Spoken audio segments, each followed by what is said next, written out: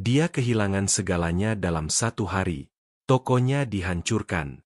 Rumahnya diambil. Namanya menjadi bahan lelucon di jalanan Surabaya.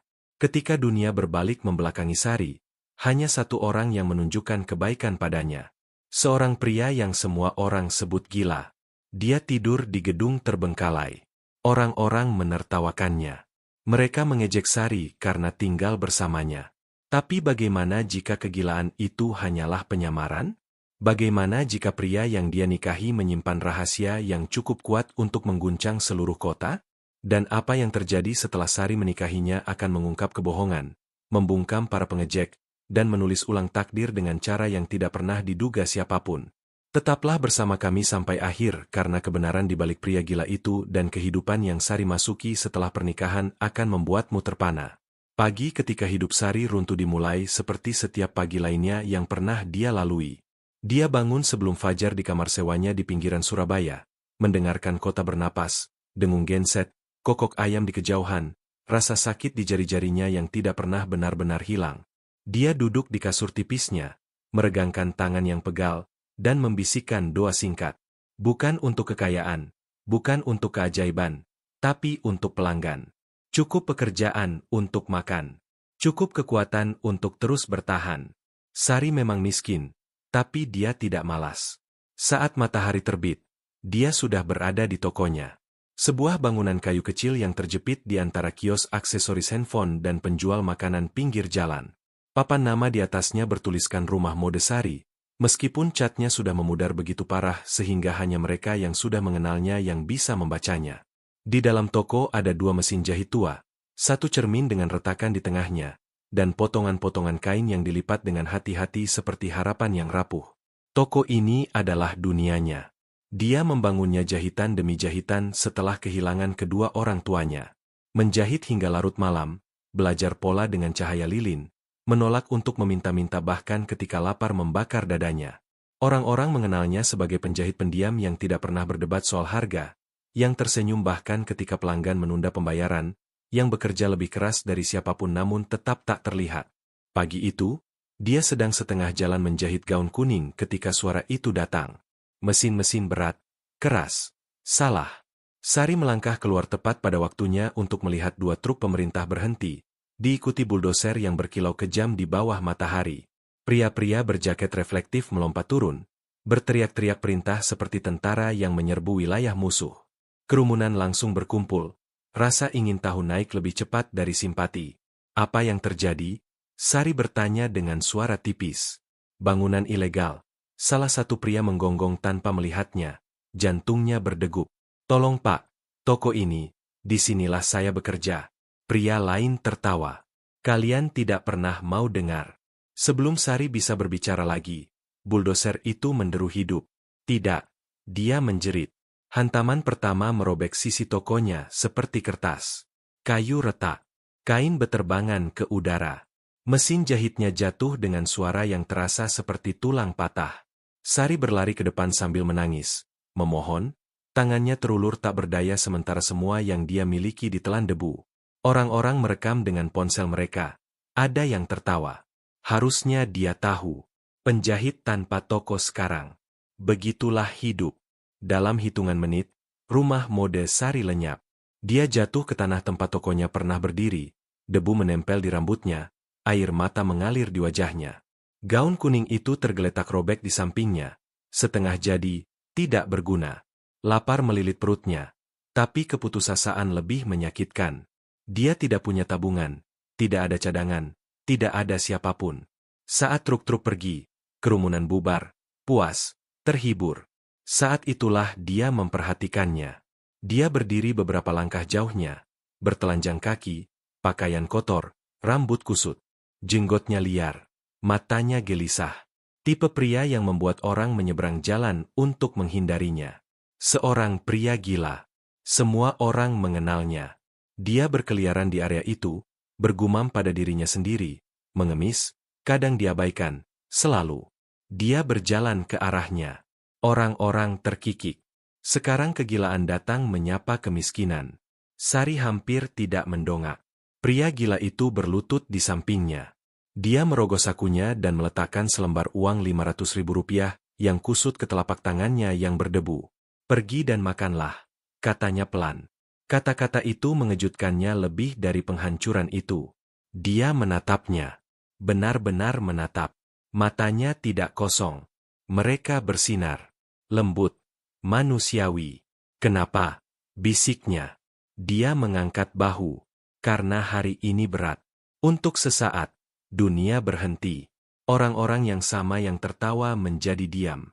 Pria gila itu bangkit dan berjalan pergi, menghilang ke jalanan seperti rahasia yang tidak ada yang siap untuk memahami.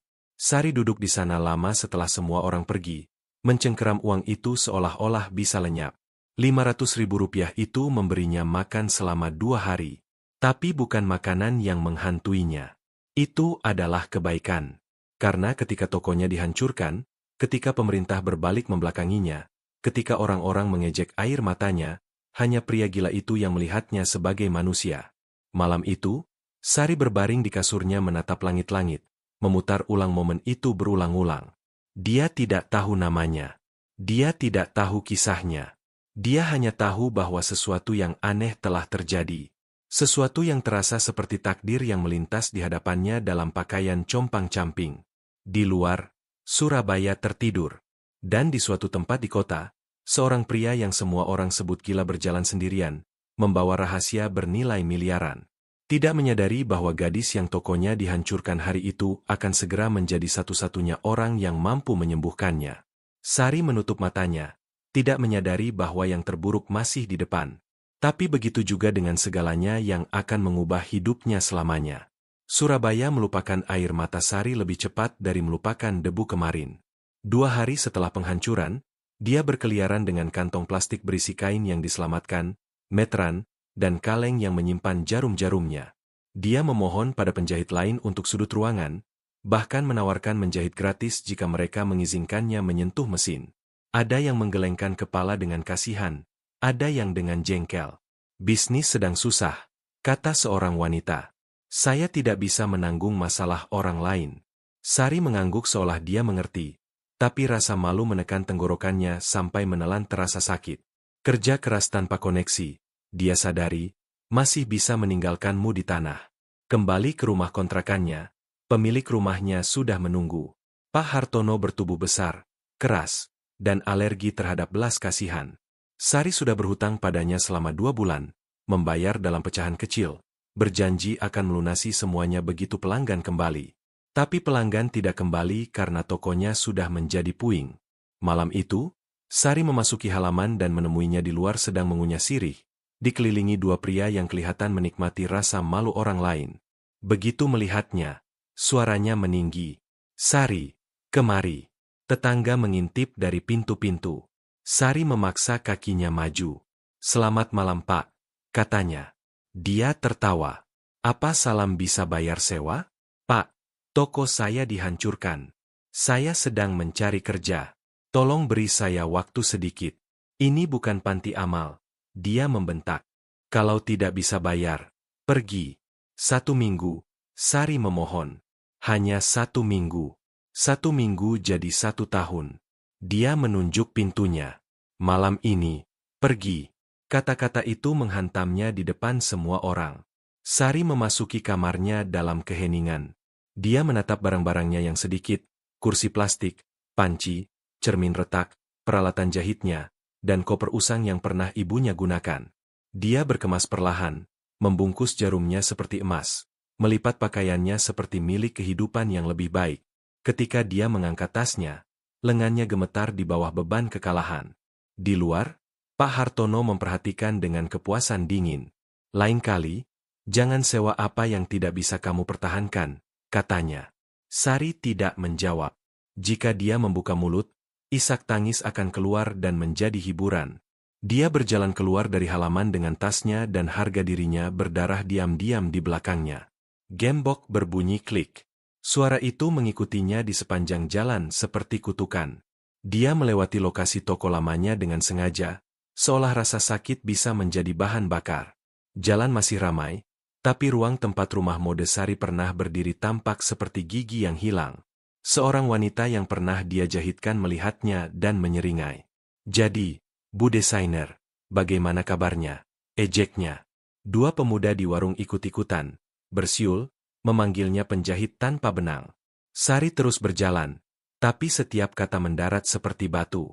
Di dekat Wonokromo, seorang pria bersepatu mengkilap menghentikannya. "Gadis cantik, kenapa menderita? Ikut saya. Saya akan menampungmu," katanya. Mata menjelajahi tubuhnya. Sari memahami maksudnya dan mundur, perutnya bergejolak. Ketika dia menolak, pria itu berdecak. "Gengsi tidak akan memberimu makan." Dan pergi sambil tertawa. Dia mengepalkan tinjunya sampai kukunya menggigit kulit, mengingatkan dirinya bahwa dia lebih memilih tidur di hujan daripada menjual jiwanya. Malam menelan kota. Lampu jalan berkedip-kedip. Dingin menusuk melalui blus tipisnya. Sari berjalan tanpa arah karena kemana seseorang pergi ketika setiap pintu tertutup sekaligus? Dia menelepon bibi, tidak ada jawaban. Dia menelepon sepupu. "Suami saya tidak mengizinkan orang lain." Dia mencoba teman gereja. "Banyak maaf, tidak ada solusi." Setiap penolakan mengupas satu lapisan lagi dari martabatnya. Ketika Sari mencapai jembatan layang, kakinya sudah mati rasa. Di bawah jembatan, tubuh-tubuh berbaring meringkuk seperti bungkus yang dibuang. Seseorang batuk dengan suara basah seperti penyakit. Sari berdiri di sana mencengkeram tasnya, menatap pilar-pilar. Sudut tersembunyi tempat kota menyimpan orang-orang yang tidak ingin dilihatnya. Harga dirinya melawannya. Tapi lapar menang. Dia merebahkan diri di tanah dingin dan memeluk tasnya seperti anak kecil. Di atas, mobil-mobil melaju seolah tidak ada yang penting di bawah. Dia mendengar suara ibunya. "Tidak peduli seberapa miskin kamu, jaga martabatmu." Sari hampir tertawa. Martabat tidak menghentikan buldoser. Martabat tidak membuka gembok. Malam pertama, dia tidak tidur. Setiap suara membuatnya tersentak. Langkah kaki, tawa, teriakan tiba-tiba, deru motor yang lewat terlalu dekat. Perutnya berbunyi begitu keras dia takut seseorang akan mendengarnya dan mengejeknya bahkan dalam bayangan. Pagi datang tanpa belas kasihan. Sari mencuci wajahnya di keran umum, lalu mencari kerja seperti orang mencari napas. Sebuah warung kecil mengizinkannya mencuci piring untuk semangkuk nasi. Penjual jagung bakar membayarnya recehan untuk mengambil air. Itu bukan kehidupan. Itu bertahan hidup. Menjelang malam, dia kembali ke bawah jembatan. Lebih lemah, lebih kosong. Pada malam ketiga, hujan mulai turun. Turun tiba-tiba, deras dan tanpa ampun, membasahi tanah dalam hitungan menit. Sari menekan dirinya ke pilar, mencoba melindungi tasnya. Air mengalir di wajahnya dan bercampur dengan air mata yang dia tahan sejak penghancuran. Dia benci bahwa hujan bisa menyembunyikan tangisnya, tapi dunia sedang tertidur. Lalu sebuah suara memotong hujan, tenang dan familiar. "Sari." Jantungnya melompat dengan keras. Tidak ada yang di bawah jembatan memanggil namamu dengan lembut. Dia mengangkat kepalanya dan melihatnya berdiri di sana, bertelanjang kaki, basah kuyup, jenggot liar, mata tajam dengan sesuatu yang tampak seperti kekhawatiran. Pria gila itu. Untuk satu detik yang memusingkan, Sari pikir kelaparan akhirnya merusak pikirannya. "Kamu, bagaimana kamu tahu namaku?" bisiknya. "Orang-orang berbicara," katanya. Mereka tertawa keras. "Namamu masuk telingaku." Dia berjongkok dan meletakkan kantong plastik di sampingnya. "Roti, kacang tanah, susu sachet. Tidak banyak, tapi terasa seperti perahu penyelamat." "Makanlah," katanya, perintah pelan yang sama seperti hari tokonya mati. Tangan Sari gemetar saat membuka roti. Dia makan, malu dengan keputusasanya tapi tidak bisa berhenti. Pria gila itu duduk di sampingnya dalam diam seperti penjaga. Ketika napasnya stabil, dia berbalik ke arahnya. Kemarahan dan kebingungan naik bersamaan. "Kenapa kamu melakukan ini?" "Semua orang menontonku. Semua orang tertawa." Dia menjawab. "Beberapa orang hanya melihat dengan mata mereka. Aku melihat dengan dadaku." Hujan melunak menjadi gerimis. Sari menatapnya. Kata-katanya lurus. Suaranya membawa akal. "Kamu tidak bisa tinggal di sini," katanya. Sari tertawa getir. "Kemana aku harus pergi?" Kota ini sudah menghabiskan pilihanku. Ikut aku. Ketakutan kembali menyerbu tulang-tulangnya. Ikut kamu kemana? Tempatku. Tempat orang gila? Suaranya pecah. Dia menatap matanya dengan tegas. Aku tidak akan menyentuhmu. Aku tidak akan menyakitimu. Sari memeluk tasnya lebih erat. Setiap peringatan yang pernah ibunya berikan berteriak di dalam kepalanya. Namun jembatan di belakangnya lebih dingin dari tawarannya. Dan kota sudah membuktikan bisa menontonnya mati tanpa berkedip. Kenapa kamu terus muncul? Tanyanya. Kenapa? Dia memandang ke tanah basah seolah memilih kebenarannya dengan hati-hati. Karena ketika aku melihatmu dalam debu itu, sesuatu bergerak dalam diriku yang sudah mati untuk waktu yang lama, katanya. Dia menelan ludah. Jika aku meninggalkanmu di sini, aku akan membenci diriku sendiri. Sari menatap tangan kasarnya, kosong namun menawarkan. Di suatu tempat dalam gelap, anjing menggonggong. Sari merasakan tepi keputusan, tajam seperti jarum. Jika aku mengikutimu, bisiknya, apakah kamu benar-benar akan melindungiku? Dia mengangguk sekali, dengan nyawaku. Dan saat hujan mendinginkan kulitnya dan ketakutan menghangatkan darahnya, Sari menyadari sesuatu yang menakutkan. Terkadang hal paling berbahaya bukanlah mengikuti orang asing. Terkadang hal paling berbahaya adalah tinggal di tempat di mana semua orang sudah memutuskan bahwa kamu tidak berarti. Sari mengikutinya dengan jarak yang hati-hati. Jantungnya berdegup seperti gendang peringatan. Mereka berjalan melalui jalan-jalan sempit di mana cahaya kota menipis dan bayangan semakin panjang. Pria itu berjalan dengan langkah pelan dan tenang, seolah ia memahami bahwa rasa takut punya beban tersendiri. Sari mencengkeram tasnya dengan kedua tangan. Setiap langkahnya beradu dengan keraguan. Ia mengingatkan dirinya bahwa kolong jembatan lebih dingin dari jalan ini, bahwa lapar punya taring lebih tajam dari kecurigaan. Namun pikirannya tetap menyusun rencana kabur, doa-doa, dan kata-kata terakhir. Mereka berhenti di sebuah lahan berpagar di pinggir kota. Di sini, katanya. Sari terpaku menatap. Sebuah bangunan mangkrak berdiri di hadapannya. Bata-bata mentah ditumpuk tanpa plester. Besi-besi beton mencuat seperti tulang rusuk. Tidak ada jendela, tidak ada pintu, tidak ada ket. Bangunan itu tampak ditinggalkan, terlupakan, ditinggal oleh janji yang kehabisan uang. Ini? Tanyanya dengan suara pecah oleh ketidakpercayaan. Ini tempat tinggalmu. Pria itu mengangguk. Untuk sementara.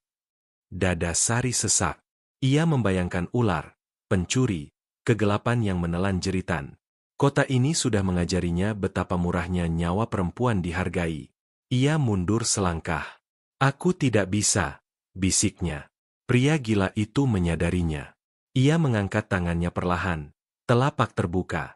Kamu bisa tidur di satu sisi. Aku tidur di sisi lain. Aku tidak akan menyeberang. Sari mencari bahaya di wajahnya namun hanya menemukan kelelahan. Jenis kelelahan yang datang dari menanggung duka terlalu lama. Bagian dalam bangunan berbau debu dan hujan. Lantainya beton telanjang, dingin dan kejam. Sebuah kasur tipis tergeletak di satu dinding. Sehelai kain terlipat di sampingnya. Sebuah kompor kecil duduk di sudut, bersih dan belum terpakai. Ini bukan kenyamanan, tapi ini perlindungan. Ia menyalakan lentera. Cahaya lemahnya melunakkan tepi-tepi ketakutan. Kamu bisa mengunci dirimu di dalam kalau mau, katanya, menunjuk pintu kayu sementara yang disandarkan di pintu masuk. Aku akan duduk di luar. Sari menelan ludah. Harga diri dan keputusasaan bergulat sampai keduanya kelelahan. Tidak, katanya pelan. Kita berdua akan tinggal di dalam. Malam pertama itu, Sari tidak tidur. Ia berbaring di sisinya, mata terbuka, mendengarkan napasnya dari seberang ruangan. Setiap gerakan tubuhnya membuat otot Sari menegang. Namun tidak terjadi apa-apa. Tidak ada gerakan tiba-tiba.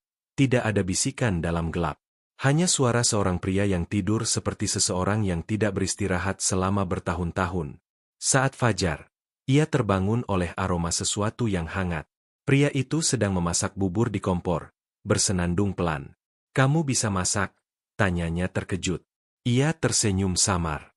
Dulu, sebelum semuanya hancur. Sari makan perlahan. Air mata hampir jatuh ke mangkuk. Bukan karena rasanya lezat, Tapi karena makanan itu ditawarkan tanpa tuntutan. Setelahnya, ia mencuci cangkir itu secara naluriah, mencari kegunaan, mencari alasan untuk ada. Hari-hari berlalu. Ketakutan melunak menjadi kewaspadaan. Kewaspadaan menjadi rutinitas. Mereka berbagi keheningan tanpa rasa canggung. Ia berbicara padanya dengan hormat, tidak pernah meninggikan suara, tidak pernah menyerbu ruangnya.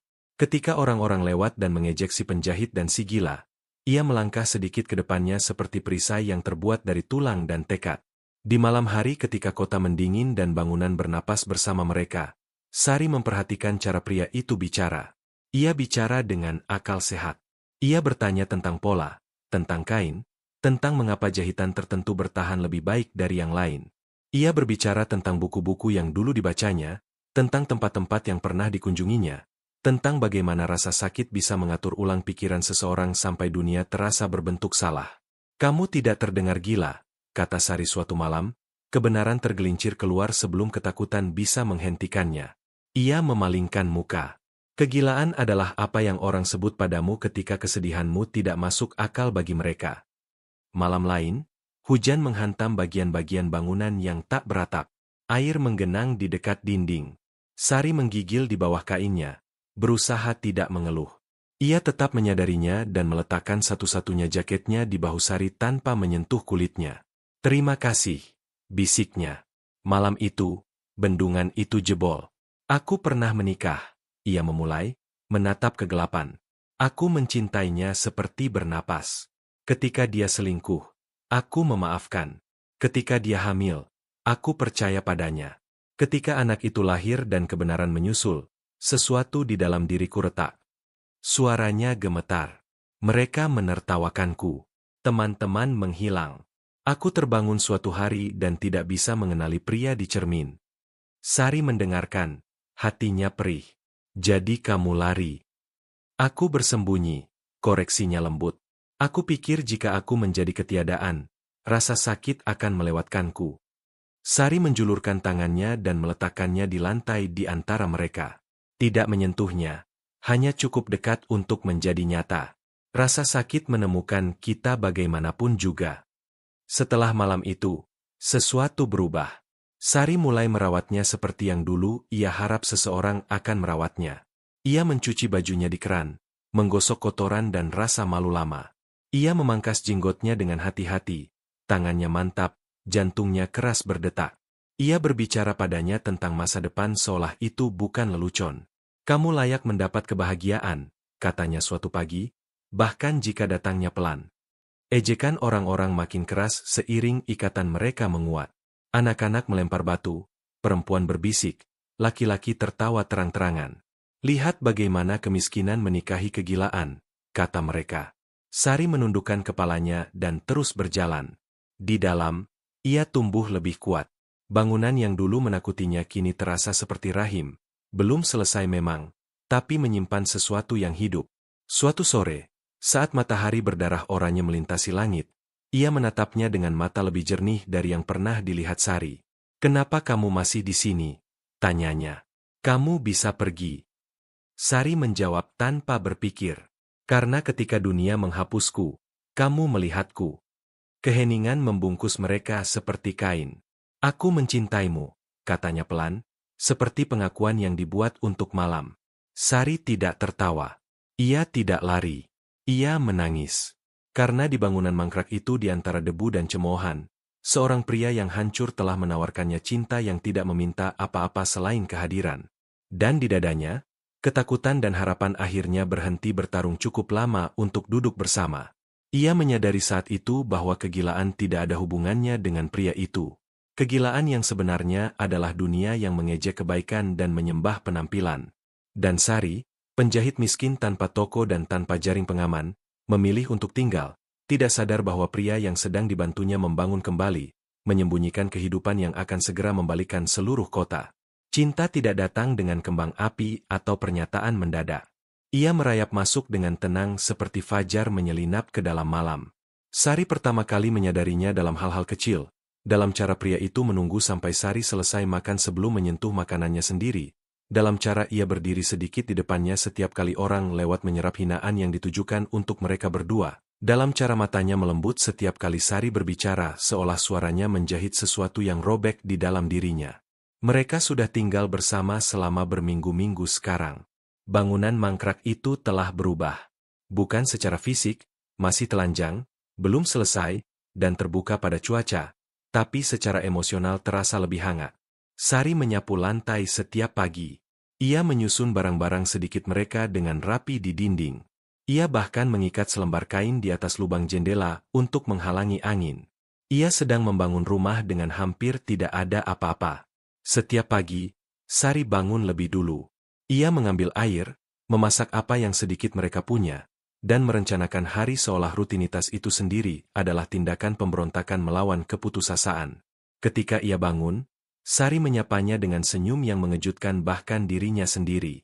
"Kamu tersenyum lagi," katanya suatu pagi, memperhatikannya. "Aku lupa bagaimana caranya tidak tersenyum," jawabnya. Ia tersenyum balik. Orang-orang di lingkungan itu memperhatikan. Mereka memperhatikan ketika Sari berhenti berjalan dengan bahu membungkuk. Mereka memperhatikan ketika ia berhenti tersentak pada tawa. Mereka memperhatikan ketika pria gila yang dulu membungkuk dan menarik diri mulai berjalan tegak. Suaranya lebih mantap, tatapannya lebih jernih. Dan mereka membencinya. Kegilaan telah menginfeksinya. Bisik para perempuan. Dia membuang masa mudanya. Ejek para laki-laki. Dua orang tidak berguna saling menyemangati. Simpul yang lain. Hinaan mengikuti Sari kemana-mana. Di pasar, pedagang menolak menjual secara kredit lagi. Di keran, perempuan-perempuan sengaja memercikan air kotor di dekat kakinya. Anak-anak menunjuk dan tertawa terang-terangan, mengulangi kata-kata yang mereka dengar di rumah. Suatu sore, sekelompok pemuda menghalangi jalannya. "Gadis cantik sepertimu, kenapa memilih kegilaan?" tanya salah satu mereka, tersenyum kejam. "Kamu bisa lebih baik dari ini," tambah yang lain. "Tinggalkan pria itu dan ikut kami." Sari berdiri teguh. Jantungnya berdebar kencang. "Aku tepat di mana aku memilih untuk berada," katanya pelan. Mereka tertawa lebih keras. Malam itu, ia kembali ke bangunan. Terguncang, kemarahan dan penghinaan terjalin di dadanya. Pria itu langsung menyadarinya. "Apa yang terjadi?" tanyanya. Sari mencoba menepisnya, tapi air mata datang juga. Ia mendengarkan tanpa menyela. Tinjunya terkepal, rahangnya kencang. "Aku lelah ditertawakan," bisik Sari. "Aku lelah diperlakukan seolah aku tidak berarti." Ia berdiri perlahan. "Kamu berarti," katanya tegas. Bahkan jika seluruh kota berpura-pura tidak melihatnya. Malam itu, ia memberitahunya sesuatu yang tidak pernah dikatakannya keras-keras. "Ketika istriku mengkhianatiku," ia memulai, "rasa sakitnya bukan datang dari kehilangannya. Tapi dari menyadari bahwa orang yang paling kupercaya bisa menghapusku dengan begitu mudahnya." Sari duduk di sampingnya dalam diam. "Aku menjadi apa yang sudah dipercaya orang tentangku," lanjutnya. "Tidak berguna. Hancur. Gila." Sari meraih tangannya tanpa berpikir. "Kamu tidak hancur," katanya. "Kamu terluka." Ia memejamkan matanya. Sesuatu bergeser di antara mereka saat itu. Bukan ketakutan, bukan kasihan, tapi pengakuan. Sejak malam itu, mereka bukan lagi sekadar dua orang yang bertahan bersama. Mereka memilih satu sama lain. Sari mulai menyemangatinya untuk bercukur teratur, mandi dengan benar, berpakaian rapi meski pakaiannya tua. Awalnya, ia menolak.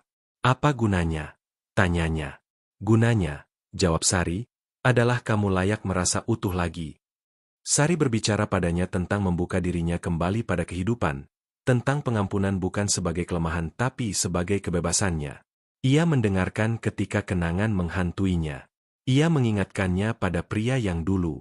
Meski ia tidak pernah bertemu pria itu, perlahan, kepercayaan diri kembali ke suaranya. Ia mulai tertawa lagi. Tawa yang nyata. Suatu malam saat mereka duduk di luar menonton langit menggelap, ia berbalik padanya tiba-tiba. "Sari," katanya, "kamu tahu kenapa aku tetap hidup?" Sari menatapnya terkejut. "Karena kamu masih punya tujuan." "Tidak," katanya lembut, Karena aku menunggu untuk bertemu seseorang yang akan melihatku tanpa bertanya apa yang kumiliki. Napas Sari tertahan. Aku mencintaimu, katanya lagi. Kali ini lebih kuat, lebih mantap. Sari merasakan ketakutan bangkit secara naluriah. Cinta itu berbahaya. Cinta bisa direnggut. Cinta bisa mempermalukanmu di depan umum dan meninggalkanmu mengemis di bawah jembatan. Tapi saat ia menatap pria ini, pria yang ditolak dunia, pria yang melindunginya ketika ia tak terlihat, ia menyadari sesuatu yang menakutkan dan indah. Ia sudah mencintainya juga. Aku tidak punya apa-apa untuk ditawarkan, bisiknya. Aku miskin. Aku diejek. Aku masih berjuang. Pria itu tersenyum lembut. Kamu menawarkanku martabat ketika aku tidak punya. Sari mengangguk. Air mata meluncur di pipinya. Aku mencintaimu, katanya. Mereka tidak berciuman. Mereka tidak terburu-buru. Mereka duduk bersama, tangan bertautan, membiarkan kebenaran mengendap seperti tanah suci di antara mereka. Sejak hari itu, mereka tidak terpisahkan. Mereka merencanakan masa depan imajiner, toko jahit kecil, pagi yang tenang, makanan sederhana. Sari bahkan bercanda tentang menjahitkannya jas yang layak suatu hari, dan ia tertawa seolah ide itu sangat menghiburnya. Yang tidak diketahui Sari adalah bahwa setiap kata yang diucapkannya sedang menjahit masa depan yang jauh lebih besar dari yang bisa dibayangkannya. Suatu sore, saat Sari mencuci pakaian di keran, seorang perempuan mencibir keras. Kamu pikir cinta bisa memberi makan, katanya. Ketika lapar datang lagi, kita lihat apakah pria gilamu itu menyelamatkanmu. Sari menegakkan tubuhnya, air menetes dari tangannya. Dia sudah melakukannya. Jawabnya tenang. Malam itu, berbaring di sisi berlawanan ruangan, Sari menatap langit-langit. Untuk pertama kalinya sejak tokonya dihancurkan, ia tidak takut pada esok hari. Ia tidak tahu bahwa esok sedang menyiapkan pengungkapan yang cukup kuat untuk mengguncang Surabaya. Ia tidak tahu bahwa pria yang tidur di seberangnya menyimpan rahasia bernilai miliaran. Yang ia tahu hanyalah ini. Di kota yang menilai nilai dari penampilan, ia telah memilih cinta di atas ketakutan. Dan cinta, tenang, keras kepala, tanpa malu, akan segera menulis ulang takdirnya selamanya. Hari kebenaran datang tidak tiba dengan guntur. Ia datang dengan tenang, menyamar sebagai pagi biasa. Sari bangun sebelum fajar seperti biasa. Tubuhnya sudah terlatih oleh kesulitan untuk bangun sebelum harapan. Ia melangkah keluar dari bangunan mangkrak, menghirup udara sejuk, merentangkan tangannya ke langit pucat. Selama berminggu-minggu sekarang, ia merasakan sesuatu berubah, bukan hanya dalam dirinya, tapi dalam dirinya sendiri. Ia tidak lagi bertahan dari jam ke jam. Ia bermimpi lagi, dengan hati-hati, seperti seseorang yang menyentuh api setelah terbakar. Di dalam, pria itu juga sudah bangun, duduk tegak, bercukur bersih, tenang. Ia memperhatikannya seperti seorang pria memperhatikan saat-saat terakhir sebelum badai pecah. Kamu terlihat berbeda hari ini, kata Sari, tersenyum ringan saat kembali ke dalam.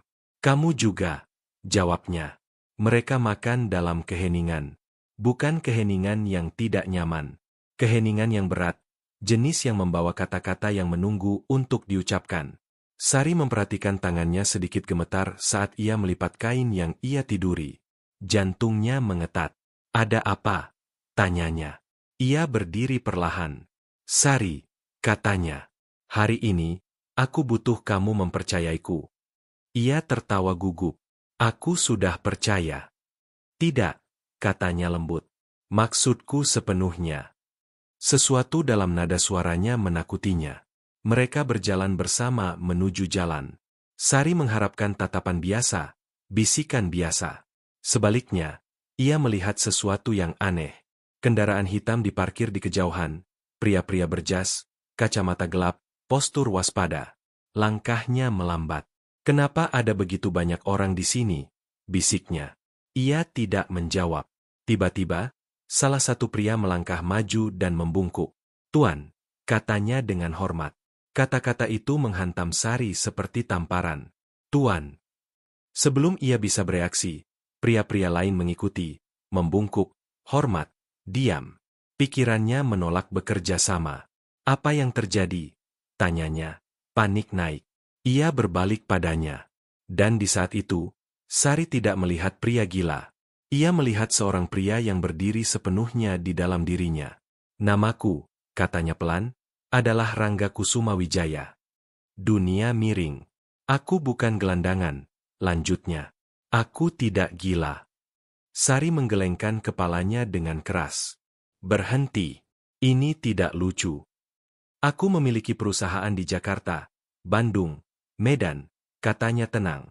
Properti, manufaktur, logistik. Aku menghilang setelah pernikahanku hancur. Aku memilih untuk lenyap daripada menghancurkan diriku di depan umum. Kaki Sari melemah. Ia tertawa histeris. Tidak, kamu berbohong. Ini lelucon kejam. Ia menunjuk ke arah mobil-mobil. Sebuah pintu terbuka. Di dalam ada dokumen, berkas bank, foto, berita utama, bukti bertumpuk di atas bukti. Dadanya terbakar. Kamu tahu, bisiknya. Selama ini, kamu tahu. Ya, katanya lembut. Dan aku tidak memberitahumu karena aku perlu tahu sesuatu dulu. Apa? Teriaknya. Apakah ada yang bisa mencintaiku tanpa namaku? Jawabnya, tanpa uangku, tanpa kekuasaanku. Sari jatuh ke tanah. Air mata mengalir tak terkendali. Kebingungan, pengkhianatan, kelegaan, kemarahan bertabrakan bersama. Jadi semua malam itu, semua hari itu, kamu sedang mengujiku. Ia berlutut di hadapannya segera. Tidak, katanya tegas. Aku bersembunyi. Kamu menyelamatkanku tanpa tahu siapa aku. Sari memukul dadanya lemah. Kamu membiarkan orang mengejekku. Kamu membiarkan mereka memanggilku dengan nama-nama buruk. Aku tahu, bisiknya, mata basah. Dan aku ingin berdiri setiap hari dan berteriak kebenaran. Tapi jika aku melakukannya, aku tidak akan pernah tahu apakah kamu mencintaiku atau bayanganku. Keheningan menelan mereka. Sari mengingat roti di bawah jembatan, jaket di tengah hujan. Malam-malam ia menjaga tidurnya. Semuanya nyata. Namun segalanya telah berubah. Kenapa sekarang? Tanyanya serak. Karena hari ini, katanya, aku siap untuk hidup lagi. Dan aku tidak akan melakukannya tanpamu. Ia mengambil tangan Sari yang gemetar. Aku ingin kamu melihat dari mana aku berasal, lanjutnya. Dan kemana kita bisa pergi. Mereka berkendara. Kota kabur melewati jendela berwarna gelap sementara Sari menatap dalam syok, tangan terkepal di pangkuannya. Para pria memperlakukannya seperti bangsawan. Gerbang terbuka tanpa penundaan. Jalan-jalan dibersihkan. Lalu Mensyahn itu muncul. Dinding putih, gerbang tinggi, air mancur menari di bawah sinar matahari. Sari melangkah keluar perlahan, merasa seperti penyusup dalam mimpi. Di dalam, semuanya berkilau. Lantai marmer, lampu gantung kristal, kekuasaan yang tenang. Ia berbalik padanya, air mata mengalir bebas. Dunia ini, bukan untukku. Ia menggeleng. Dunia ini adalah apapun yang kamu pilih. Sari berjalan melewati ruangan-ruangan, tidak menyentuh apapun, takut ilusi akan pecah. Dan kemudian ia berhenti. Di dinding tergantung sebuah foto dirinya sebelum patah hati, sebelum kehancuran, kuat, percaya diri, hidup. Ia menekan telapak tangannya ke foto itu dan terisak. Aku mencintaimu ketika kamu bukan siapa-siapa, bisiknya. Dan itulah, jawabnya di belakangnya. Mengapa aku akan menghabiskan sisa hidupku memastikan kamu tidak pernah diperlakukan sebagai bukan siapa-siapa lagi? Ia memeluknya bukan sebagai penyelamat, tapi sebagai pria yang akhirnya dilihat. Malam itu, berita mulai menyebar. Pria gila dari Surabaya, miliarder dalam penyamaran, dan penjahit miskin yang mencintainya ketika ia tidak punya nama. Kota tidak akan pernah sama lagi. Kota Surabaya tidak pernah menyaksikan keheningan yang begitu keras. Dimulai sebagai desas-desus, tidak pasti, tidak dapat dipercaya, dibisikkan di pasar dan diteriakan di bus. Orang-orang berdebat tentangnya dengan gerakan liar dan kepastian marah. Pria gila itu, pria kotor itu, yang dulu berkeliaran tanpa alas kaki, seorang miliarder. Tidak ada yang mau percaya karena percaya berarti mengakui sesuatu yang menyakitkan, bahwa mereka telah mengejek emas mengira itu debu dan menginjak martabat karena ia mengenakan kain lusuh. Sari tidak mendengar desas-desus itu pada awalnya. Selama berhari-hari setelah pengungkapan, ia tinggal di dalam Mensyahn, kewalahan oleh beban dunia yang tidak pernah dibayangkannya untuk dimasuki. Cermin-cermin menakutinya. Karpet lembut membuat kakinya merasa tidak layak. Setiap bungkukan dari staf terasa seperti tuduhan. Ia merindukan bangunan mangkrak. Ia merindukan pagi-pagi yang tenang. Ia merindukan pria yang mengambil air bersamanya. Ia merindukan kesederhanaan di mana cinta sudah cukup. Rangga menyadarinya. Suatu malam ia menemukannya duduk sendirian di balkon, terbungkus selendang, menatap kegelapan di luar tembok perkebunan. "Kamu tidak bahagia," katanya lembut. "Aku bersyukur," jawab Sari. "Tapi aku takut." "Takut apa?" "Bahwa aku akan menghilang di sini," bisiknya. "Bahwa orang hanya akan melihat kekayaanmu ketika mereka melihatku. Bahwa mereka akan melupakan siapa aku dulu." Ia berlutut di hadapannya. Suaranya mantap tapi tebal dengan emosi. "Aku mencintaimu ketika dunia telah menghapusmu. Aku tidak akan pernah membiarkan dunia ini menghapusmu lagi." Masih Sari berjuang. Ia mengingat hinaan, tawa, malam-malam di bawah jembatan. Dan sekarang tiba-tiba orang-orang yang sama ingin merayakannya. Ketika Rangga mengumumkan bahwa ia ingin menikahinya secara publik, Sari panik. "Mereka akan membenciku," tangisnya. "Mereka akan bilang aku merencanakan semuanya, bahwa aku mengejar uang." Ia memegang wajahnya dengan tegas. "Biarkan mereka mengatakan apapun yang membuat mereka terjaga di malam hari. Kebenaran tidak memohon izin." Persiapan pernikahan dimulai dengan tenang lalu meledak menjadi tontonan. Desainer terbang masuk. Undangan dikirim dengan tangan. Media meminta wawancara. Keluarga-keluarga berpengaruh berbisik, lalu menuntut diikut-sertakan. Beberapa dari pria yang sama yang pernah menertawakan kelaparan Sari sekarang mengirim hadiah, berharap menulis ulang sejarah. Sari mengenali wajah-wajah dari kerumunan. Perempuan yang menolak memberinya kredit di pasar. Tuan tanah yang menguncinya di luar. Para pria yang mengejeknya di bawah jembatan. Mereka semua ingin hadir. Malam sebelum pernikahan, Sari tidak bisa tidur. Ia berdiri di depan cermin di suite pengantin, menatap pantulan seorang wanita berpakaian sutra putih. Tangannya gemetar. "Ini tidak mungkin aku," bisiknya. Pikirannya kembali ke tokonya yang dihancurkan, ke cermin retak yang dulu memantulkan seorang gadis dengan hanya harapan dan tangan lelah. Ia duduk dan menangis, bukan air mata kebahagiaan, tapi air mata pelepasan. Duka untuk gadis yang pernah ia jadi. Rasa syukur untuk cinta yang menemukannya bagaimanapun juga. Rangga menemukannya seperti itu. Ia tidak berbicara. Ia duduk di sampingnya dan memegang tangannya sampai napasnya melambat. "Aku tidak butuh ratu," katanya lembut. "Aku memilih wanita yang mengajariku cara hidup lagi." Pagi pernikahan tiba cerah dan tak kenal ampun. Surabaya bangun lebih awal. Jalan-jalan diblokir. Keamanan diperketat. Kamera berjajar di jalan-jalan. Orang-orang memanjat balkon, atap, pohon, dimanapun mereka bisa berdiri untuk menyaksikan momen yang tidak pernah mereka pikir akan mereka lihat. Pria gila itu berjalan menuju altar dan kota menunggu untuk melihat wanita yang mencintainya ketika ia bukan siapa-siapa. Ketika Sari keluar dari mobil, berpakaian sederhana tapi elegan, desahan kolektif menyapu kerumunan. Ia tidak sombong. Ia tidak mencolok. Ia berjalan dengan kekuatan yang tenang. Bisikan meledak. Itu dia. Dia tidak terlihat bangga. Dia terlihat tenang. Saat Sari berjalan maju, matanya memindai kerumunan. Ia melihat mereka orang-orang yang sama. Beberapa terlihat malu.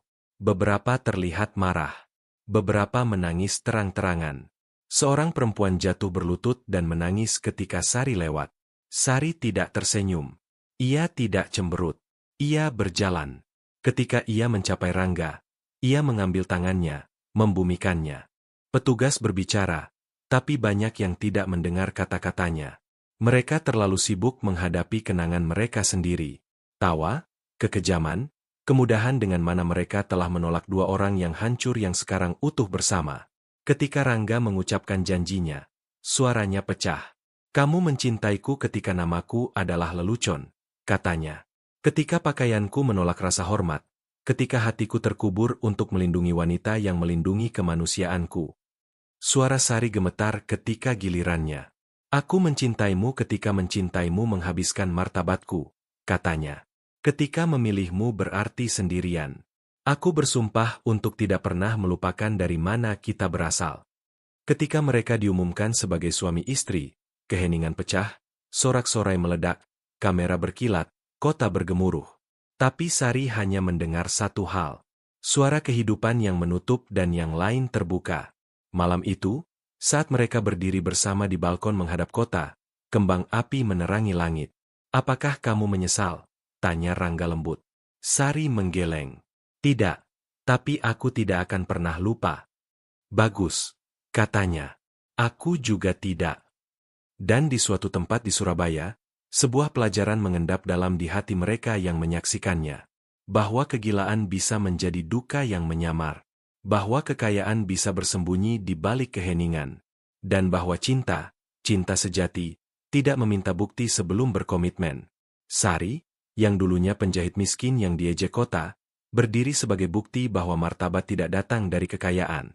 Ia datang dari memilih kebaikan ketika dunia menawarkan kekejaman. Dan kota akan mengingat pernikahannya. Bukan karena kekayaan yang dipamerkan, tapi karena kebenaran yang diungkapkannya. Karena pada hari itu, Surabaya belajar sesuatu yang tak terlupakan. Mereka telah salah mengira emas sebagai kegilaan. Dan mereka tidak akan pernah membuat kesalahan itu lagi. Pesan moral dari cerita ini, jangan pernah menilai orang dari penampilan atau kondisi mereka saat ini karena hidup bisa merendahkan siapapun. Karakter sejati terungkap dalam bagaimana kita memperlakukan orang lain ketika mereka tidak punya apa-apa untuk ditawarkan. Kebaikan yang diberikan tanpa harapan bisa menyembuhkan jiwa yang hancur, membuka takdir tersembunyi, dan menarik berkat di luar imajinasi. Jika cerita ini menyentuhmu, like, share, dan subscribe untuk lebih banyak cerita kehidupan yang mengubah hidup. Apakah kamu akan membuat pilihan Sari? Beritahu kami di kolom komentar dan tetap bersama kami untuk lebih banyak cerita yang mengubah hidup.